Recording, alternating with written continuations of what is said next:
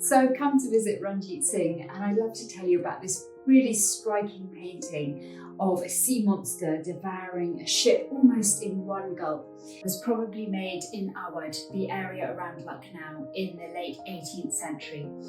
It's a painting that is a homage to artistic tradition, as well as capturing a painter's own unique stylistic vision.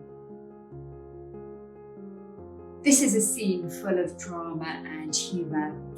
This huge sea monster rises out of the sea. It's a crocodile, a sort of take on the Indian gharial, the freshwater crocodiles. And there are these 8 surviving figures who are trying to stave off their fate. There are 2 at the top of the bow, one with an axe and the other with a bow and arrow. There's this wonderful diagonal line from his green sleeves, pointing us straight to the 2 arrows shot into the nose of this sea monster. The artist almost borders on the ironic in the way he romanticizes their chivalric responses.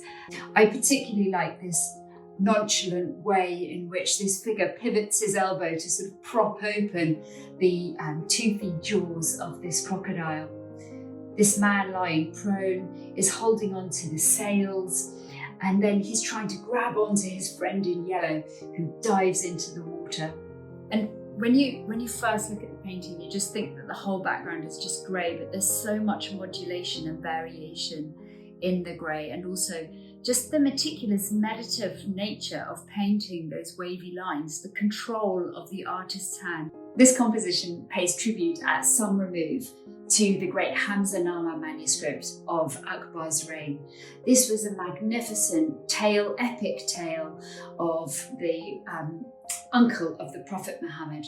And in one of the paintings by Basawan, we see Hamza fighting a great leviathan, again similarly a crocodile sea monster that rises up, and he takes his bow and arrow, and this time with a similar diagonal compositional thrust, he shoots the monster with an arrow in the eye. The provincial Mughal training of this artist is clear in his style, with these 3/4 profiles and moustaches that point to the region around Lucknow.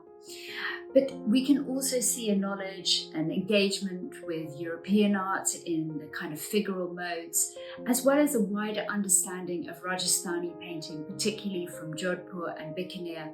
We know from other existing paintings that this is likely derived from pattern drawings that were circulating among artists in the late 18th century.